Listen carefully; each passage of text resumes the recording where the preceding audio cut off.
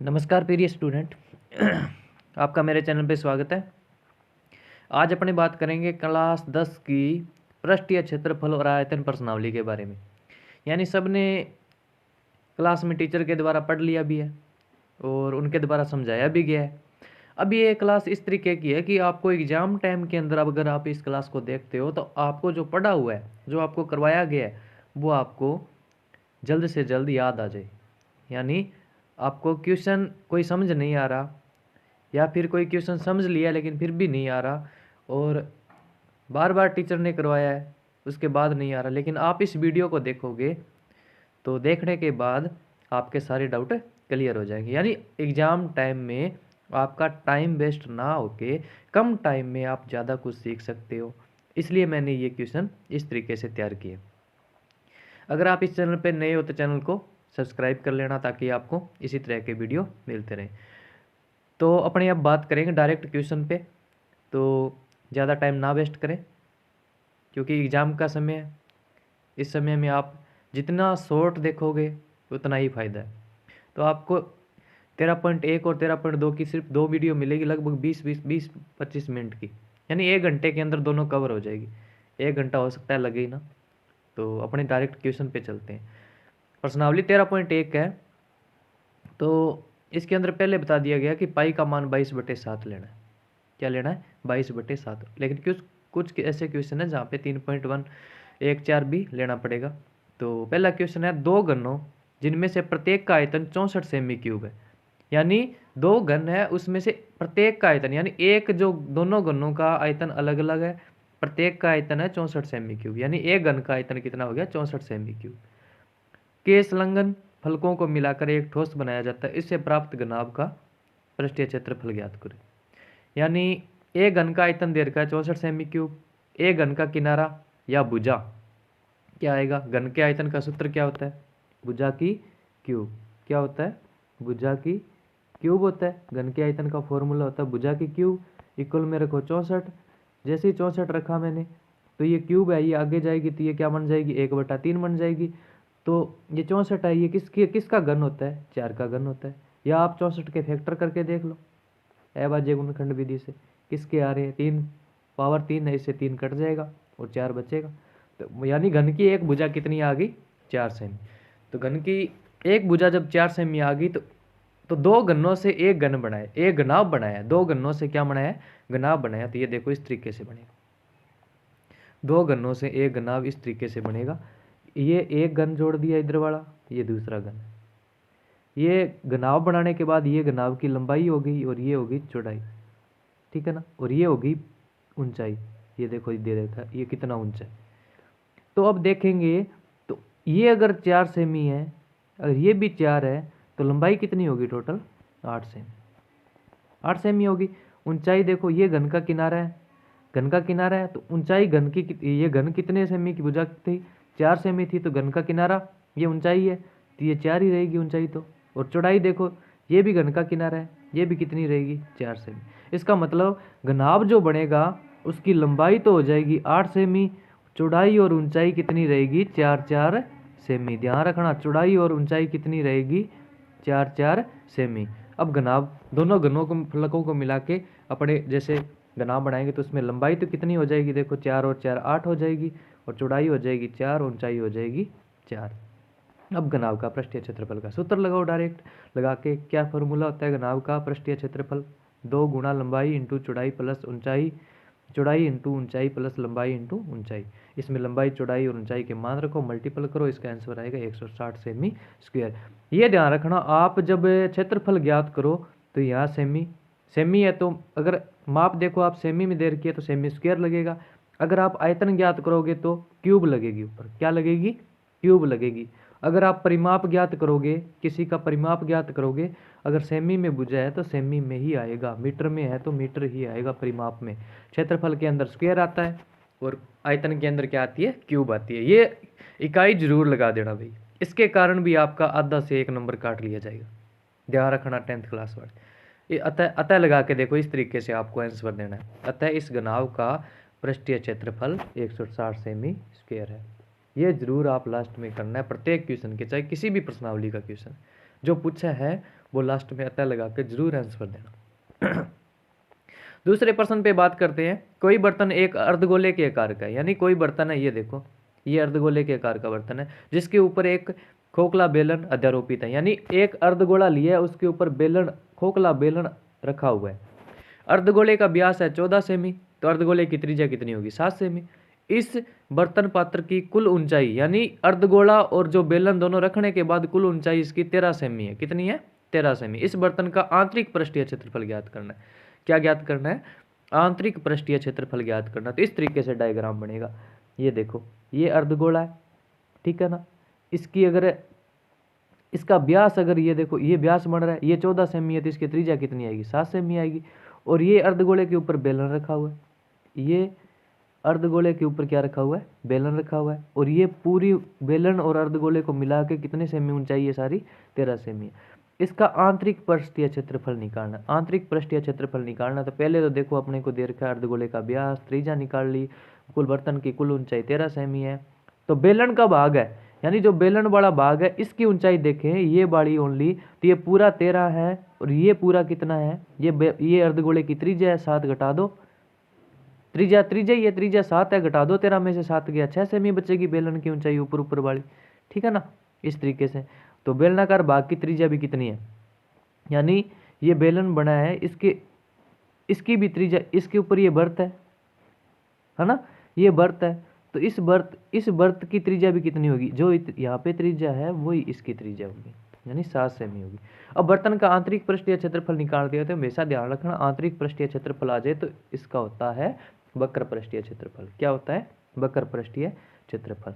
तो बेलन पूरे भाग का निकालना है, तो पहले बेलन का देखो क्या होता है वक्र पृष्ठीय क्षेत्रफल, 2πr/h। फिर यहाँ पे देखो, यहाँ पे जो अर्धगोला दे रखा है उसका देखो, अर्धगोले का आंतरिक पृष्ठीय क्या होता है? यानी अर्धगोले का आंतरिक पृष्ठीय होता है 2πr²। आंतरिक पृष्ठीय या वक्र पृष्ठ अर्धगोले का क्या होता है? 2πr²। ध्यान रखना, इनके अंदर डायरेक्ट आप क्या रखोगे? मान रखोगे। दोनों में से 2πr कॉमन आ रहा है, कॉमन ले लिया, ब्रैकेट में बचेगा h+r, 2 × 22/7। त्रिज्या थी 7 सेमी, h ऊंचाई कितनी है बेलन की? 6 और त्रिज्या है 7 है, रख दी, मल्टीपल किया, 572 सेमी स्क्वायर आ गया। सेमी में है तो सेमी स्क्वायर लगा दो। इस प्रकार बर्तन का आंतरिक पृष्ठीय क्षेत्रफल कितना आ गया? 572 सेमी स्क्वायर, ठीक है ना। इस तरीके से आपको क्वेश्चन को करना है। आंतरिक पृष्ठीय पूछ ले तो जो भी अर्धगोला और बेलन दोनों दे रखे हैं उन दोनों के क्या लगेंगे? वक्र पृष्ठ के सूत्र लगेंगे। दोनों को एक साथ भी कर सकते हो, अलग अलग करके दोनों को जोड़ भी सकते हो, आपको जैसे ठीक लगे। तो इस तरीके से आपको करना है। भी देख लो क्वेश्चन कैसे किया हुआ है ये मेरे द्वारा तैयार किए हुए क्वेश्चन है। इस तरीके से आपको, इस तरीके से अगर आप लिखोगे बोर्ड के अंदर तो आपका एक भी नंबर नहीं काटा जाएगा। ये इक्वल के निशान देखो, ये हिंदी वाली लाइन है, इनके आगे नहीं लगाना। ये देखो यहाँ पे सूत्र लगाया तो इसके आगे इक्वल है, यहाँ पे इक्वल है, यहाँ पे इक्वल का निशान है, आंसर है इसके इक्वल है, और लास्ट के अंदर जो आंसर है वो लिखना है आपको। हिंदी वाली लाइन के आगे इक्वल का निशान नहीं लगाना, और बाकी जो भी लिखो उसके आगे इक्वल का निशान लगाना है। इसके भी नंबर होते हैं। तीसरा क्वेश्चन पे बात करेंगे।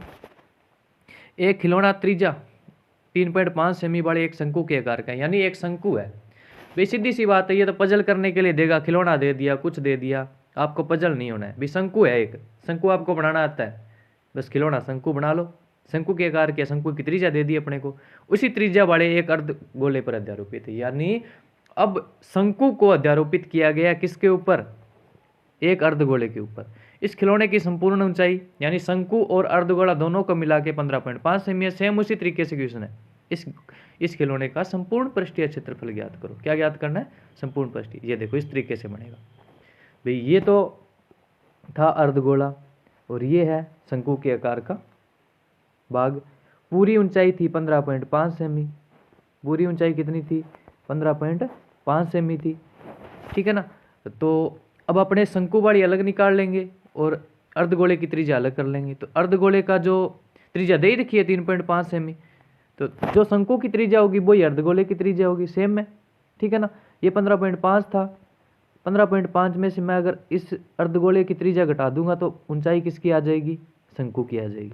यानी शंकु की ऊंचाई भी आ गई, अर्धगोले की त्रिज्या भी पता चल गया। अब अपने निकालना है इसका संपूर्ण पृष्ठीय क्षेत्रफल। तो अर्धगोले भाग की त्रिज्या भी 3.5 है, शंकुआकार भाग की त्रिज्या भी 3.5 है। शंकुआकार भाग की ऊंचाई कितनी आई थी? अपने ज्ञात की थी 12 सेमी आई थी, यानी 15.5 में से 3.5 घटा लो।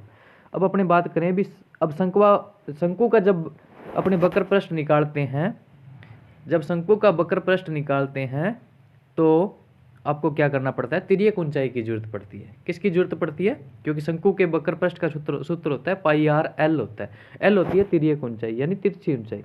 आप डायग्राम में देखोगे तो ये है ना, ये भाग, ये वाली ऊंचाई है ना, ये तिरछी ऊंचाई, ये एल होती है शंकु की, ये निकालनी जरूरी है। अब देखो इस क्वेश्चन के अंदर क्या दिया, इस खिलौने का संपूर्ण पृष्ठीय क्षेत्रफल ज्ञात करो। तो फिर भी इसमें देखो वक्र पृष्ठ वाले लगाए हैं, तो आपको ध्यान रखना है भी इसने ये कहा है कि ये अर्धगोले वाला भाग और ये भाग मरने के बाद ये जो पृष्ठ बनेगा बाहर वाला, ये कितना बनेगा, यानी इसका भी वक्र पृष्ठ निकालना, ध्यान रखना। तो शंक्वाकार भाग की तिर्यक ऊंचाई एल बराबर होता है √r² + h², यानी त्रिज्या और ऊंचाई को जोड़ दो।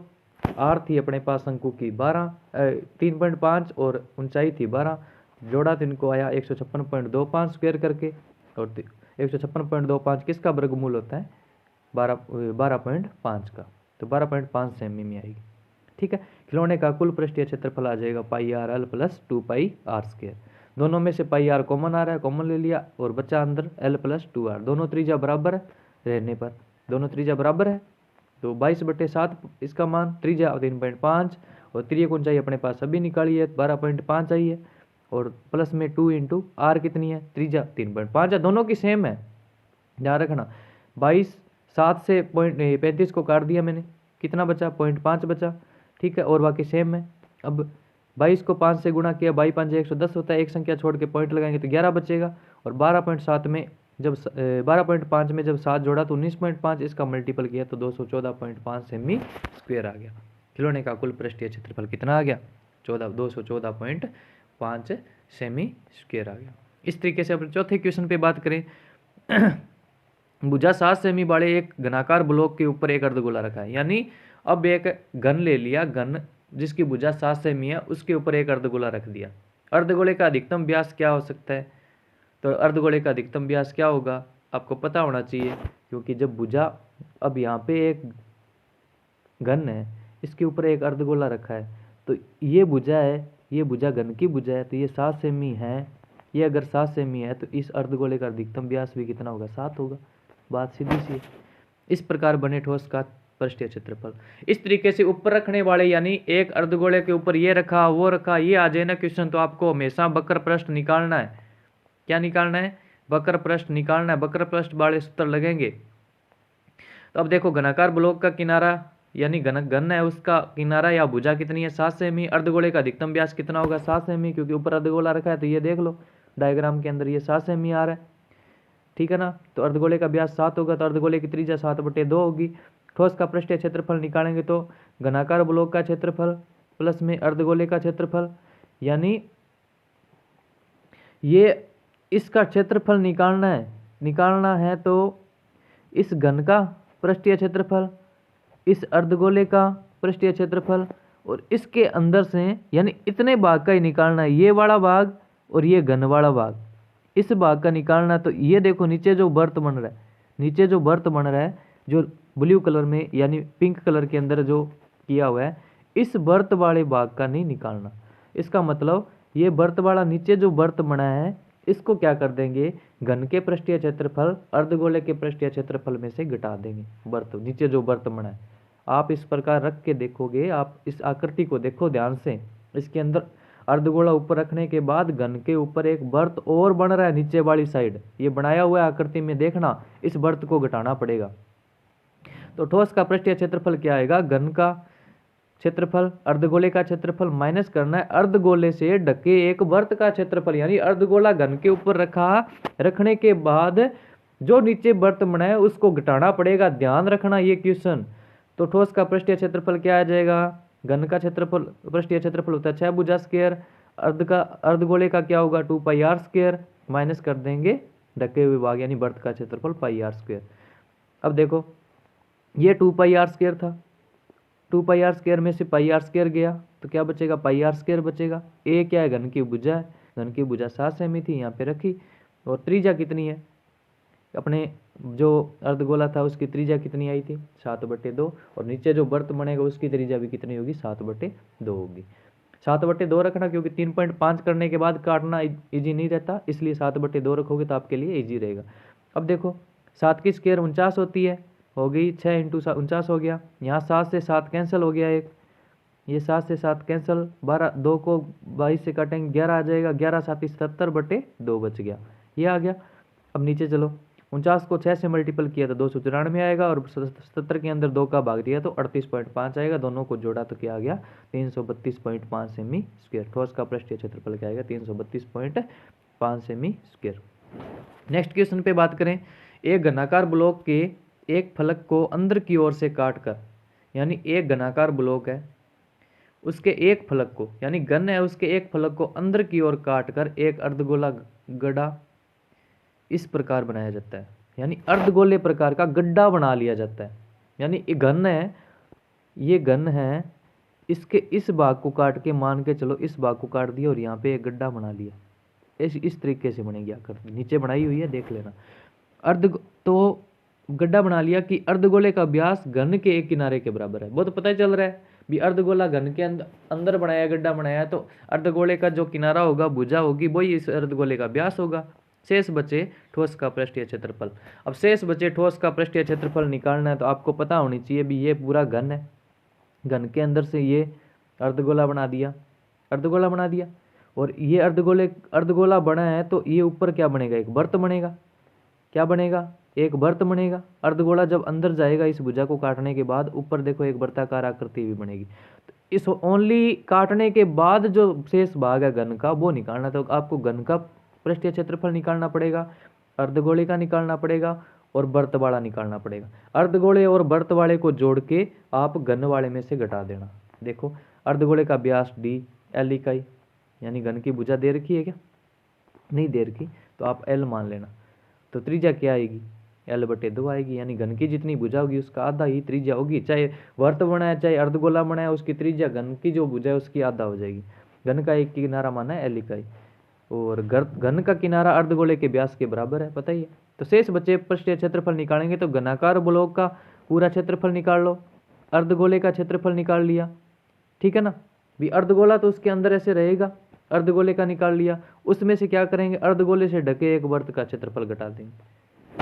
यानी घनाकार ब्लॉक का क्षेत्रफल प्लस अर्धगोले का क्षेत्रफल और अर्धगोले से ढके एक वृत्त का क्षेत्रफल, उन दोनों को जोड़ के घटा देंगे। सेम वही क्वेश्चन बन गया ऊपर वाला जो था, तो 6 भुजा स्क्वायर 2πr² और πr² वृत्त जो वृत्त बना है उसका हो गया।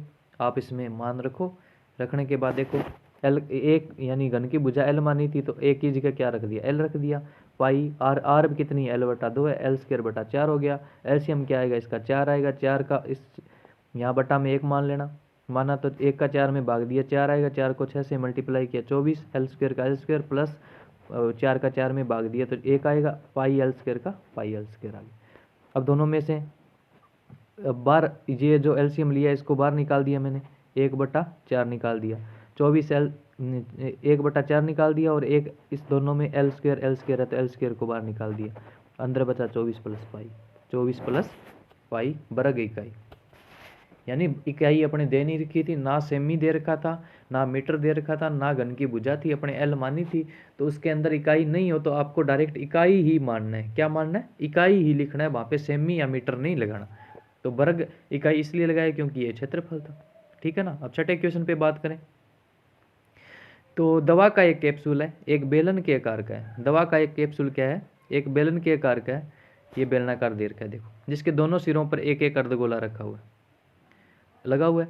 पूरे कैप्सूल की लंबाई 14 mm है और उसका व्यास कितना है 5 mm। तो इसका पृष्ठीय क्षेत्रफल इस तरीके से आकृति बनेगी, ध्यान रखना।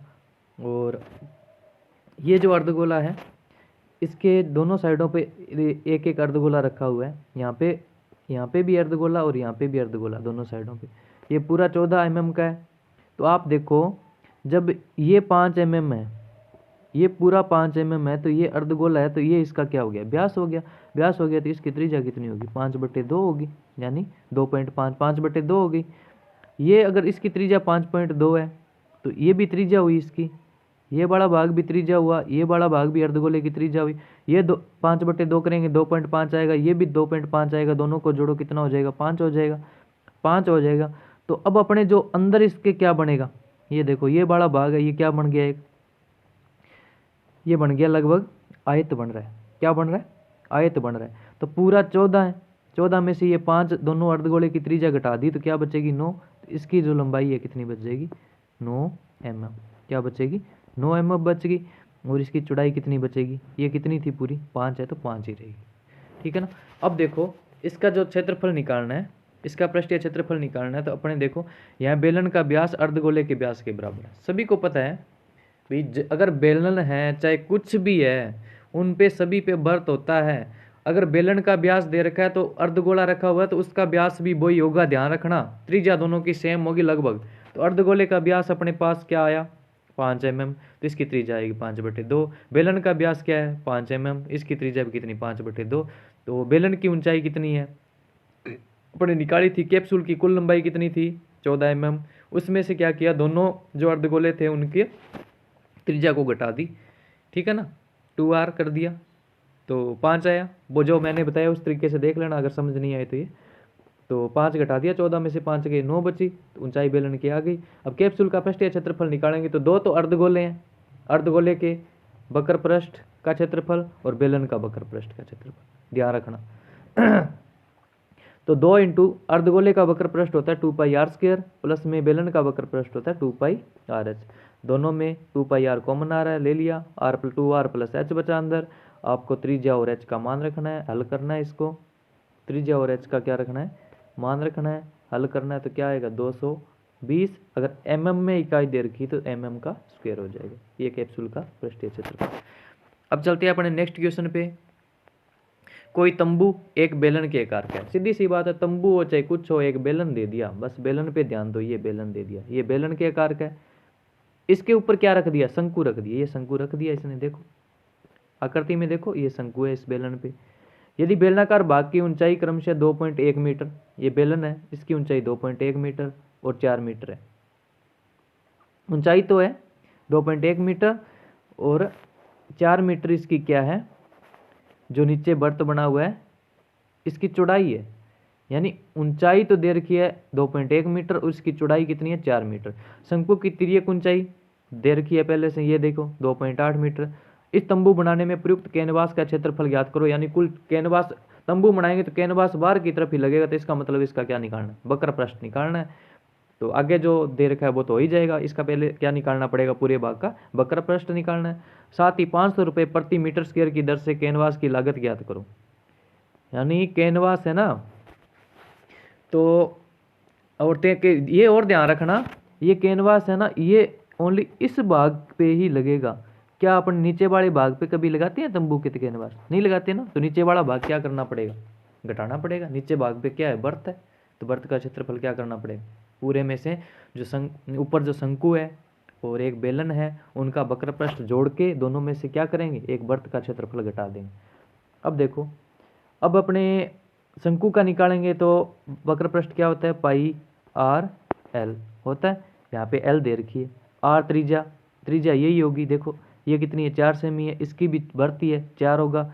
व्यास 4 है तो त्रिज्या कितनी आएगी 2 सेमी आएगी। यानी दोनों में ही 2-2 सेमी आएगी त्रिज्या, ध्यान रखना। ठीक है ना। तो अपने पास देखो तंबू बेलनाकार भाग का व्यास 4 आएगा, त्रिज्या कितनी आएगी 2 आएगी। बेलनाकार भाग की ऊंचाई दे रखी है 2.1, शंकु की त्रिज्या ऊंचाई दे रखी है 2.8, व्यास दे रखा है अपने पास भी, दोनों में व्यास सेम है 4 सेमी, तो त्रिज्या कितनी 2 सेमी आ गई। इस तंबू को बनाने के लिए कैनवास का क्षेत्रफल निकालना, तो बेलनाकार भाग का वक्र पृष्ठ, शंक्वाकार का भाग का वक्र पृष्ठ निकालो। जैसे ही अपने इन मान रखे जो त्रिज्या और ऊंचाई है उनके मान रखने के बाद आप सोल्व करोगे तो क्या आ गया 44 सेमी स्क्वायर आ गया। देखो हाँ, अपने इसमें सिर्फ और सिर्फ कैनवास का क्षेत्रफल निकालना है, ना कि इस पूरे भाग का। यानी ये जो आकृति बनी है इसका क्षेत्रफल नहीं निकालना। तो इसका मतलब वो वृत्त वाला घटाने की जरूरत नहीं है, ओनली कैनवास जहाँ पे लगेगा, कैनवास जहाँ पे लगेगा इतने भाग पे ही लगेगा, इसी का क्षेत्रफल निकालना है। तो आपको बेलनाकार भाग का वक्र पृष्ठ का क्षेत्रफल और शंकु के वक्र पृष्ठ का क्षेत्रफल लगाओ, डायरेक्ट आंसर आ जाएगा 44। कैनवास की लागत कितनी आएगी, अगर 1 सेमी स्क्वायर में 500 रुपये लगते हैं तो 44 सेमी स्क्वायर में कितने लगेंगे, 44 से मल्टीप्लाई कर देना, 22,000 रुपये आ जाएंगे इसका आंसर। सॉरी, मैंने पहले जो बताया था ना शुरू में कि ये वर्त वाला घटाना है, ये नहीं घटाना, क्योंकि अपने सिर्फ और सिर्फ क्या करें, कैनवास वाला निकालना है। कैनवास तो इतने में लगेगा, इसका निकालना तो ये वक्र पृष्ठ ही निकालने, दोनों के जोड़ने हैं बस, और 500 वाले से गुणा कर देना लास्ट में। 8 नंबर क्वेश्चन देखो, ऊंचाई 2.4 सेमी, पहली बात है ऊंचाई दे दी, व्यास कितना है 1.4 सेमी, व्यास है तो त्रिज्या 0.7 आएगा, और एक ठोस बेलन में से पहले बेलन है, बेलन में से उसी ऊंचाई और इसी व्यास का एक शंकु, यानी बेलन के अंदर से ही काटा गया है, शंकु काट दिया, शेष बचे ठोस का निकटतम वर्ग सेंटीमीटर तक पृष्ठीय क्षेत्रफल ज्ञात को। इस तरीके से बनेगा। पहले बेलन था, इसकी ऊंचाई 2.4 है और इसका व्यास है 1.4, त्रिज्या दोनों में सेम होगी, ध्यान रखना, शंकु और बेलन दोनों में त्रिज्या सेम होगी, व्यास देगा त्रिज्या 1.7 सेमी आएगा। अब इसके अंदर से ये शंकु काट दिया इस बेलन में से, अब कह रहा है इसे इसका जो मतलब शेष ठोस बच गया काटने के बाद, बेलन काटने के बाद जो ये शंकु काटने के बाद जो ठोस बचा है उसका निकालना है। तो आप क्या करोगे, बेलन का वक्र पृष्ठ क्या निकालना है, बेलन का वक्र पृष्ठ प्लस शंकु का वक्र पृष्ठ और बेलन के पेंदी का क्षेत्रफल, बेलन के पेंदी का क्षेत्रफल ये भी निकालना पड़ेगा, ठीक है ना, ध्यान रखना। तो ये ऊंचाई वगैरह तो आपको पता है, शंकु की ऊंचाई दे रखी है 2.4, त्रिज्या कितनी है 0.7 है, तो शंकु की त्रिज्या की ऊंचाई जरूरत पड़ेगी क्योंकि वक्र प्रश्न निकालना है। तो इस तरीके से आप एच और आर का मान रखोगे, रखने के बाद ये बनेगा 6.25, 625, सीधा 625 रखो, 25 की स्क्वायर होती है, इसका मतलब इसका वर्गमूल 25 आएगा, 25 आएगा। तो अगर वर्गमूल के अंदर 2 संख्या छोड़ के पॉइंट है तो बाहर निकालेंगे तो 1 संख्या छोड़ के पॉइंट लगाना पड़ेगा, इसका मतलब 2.5 सेमी इसकी त्रिज्या ऊंचाई आ गई। अब अपने बेलन का वक्र पृष्ठ बड़ा सूत्र लगाया, शंकु के वक्र पृष्ठ का और बेलन के पेंदी का क्षेत्रफल लगाया, तो ये तो तीनों लगाए 2πr/h πr/l, और पेंदी के अंदर क्या होता है, पेंदे के अंदर हमेशा वर्त होता है, क्या होता है, वर्त होता है, तो πr² हो गया। दोनों तीनों में से πr कॉमन आ रहा है, ले लिया, 2h + l + r बचा, इसके मान रखें, अपने निकाल लिए ऊपर, निकालने के बाद जो है बचेगा वो क्या आ गया 17.6 सेमी स्क्वायर। इसी प्रकार चलो नेक्स्ट क्वेश्चन पे बात करते हैं। लकड़ी के ठोस बेलन के प्रत्येक सिरे पर एक अर्धगोला खोदकर निकालते हुए, यानी लकड़ी का ठोस बेलन है, दोनों सिरों के ऊपर क्या एक एक अर्धगोला खोदा है, सीधी सी बात है, ठीक है ना, आकृति में दर्शा रखा है अपने को। यदि बेलन की ऊंचाई, पूरा बेलन कितना है 10 सेमी है और आधार की त्रिज्या यानी 3.5 सेमी, सीधी सी बात है, अपने को त्रिज्या दे दी, अपने को क्या दे दी, एक तो त्रिज्या दे दी और बेलन की ऊंचाई दे दी, ठीक है ना, और अब अपने आधार की त्रिज्या दे दी, इसका मतलब जो अर्धगोला है जो बना है उसकी त्रिज्या भी कितनी होगी 3.5 होगी। दो अर्धगोले बने, 2 अर्धगोलों से क्या बन रहा है, एक गोला बन रहा है। आप ऐसे भी कर सकते हो, वस्तु का संपूर्ण प्रश्न निकालना, तो बेलन की ऊंचाई 10 सेमी है, आधार की त्रिज्या 3.5 है, अर्धगोले की त्रिज्या भी कितनी होगी 3.5 होगी। वस्तु का संपूर्ण प्रश्न निकालेंगे तो बेलन है तो बेलन का वक्र पृष्ठ, ऊपरी अर्धगोले का वक्र पृष्ठ और निचले साइड भी अर्धगोला है उसका वक्र पृष्ठ निकाला। अर्धगोले का वक्र पृष्ठ होता है 2πr², तीनों में से 2πr कॉमन आ रहा है, और बेलन का वक्र पृष्ठ होता है 2πr/h, ये रखे मान, h + r आएगा, r और r 2r होता है, 2πr/h + 2r हो गया, डायरेक्ट अपने मान रखेंगे, आंसर आ जाएगा, क्या आ गया, आंसर आएगा 374 सेमी स्क्वायर, तथा वस्तु का संपूर्ण पृष्ठ क्या होगा, वस्तु का संपूर्ण पृष्ठीय क्षेत्रफल होगा 374 सेमी स्क्वायर। तो इस प्रकार अपनी आज 13.1 प्रश्नावली कंप्लीट की है। इनमें अगर किसी भी क्वेश्चन में डाउट है तो आप कमेंट कर सकते हो, कोई क्वेश्चन समझ नहीं आया तो भी बता देना, दोबारा आपको बता देंगे, या कमेंट कर देना, पर्सनली मैसेज कर सकते हो आप, ठीक है ना। तो कमेंट करोगे तो मैं अपने आप आपको बता दूंगा क्या करना है। आप बताना मेरे को भी ये क्वेश्चन समझ नहीं आया, इस कैसे होगा, तो बता देंगे, कोई भी डाउट हो, ठीक है ना। और पूरा वीडियो देखना, और जो 10th क्लास के बच्चे हैं उनको शेयर ज़रूर कर देना। अगर वीडियो अच्छी लगी है तो इसको लाइक और शेयर करना। धन्यवाद।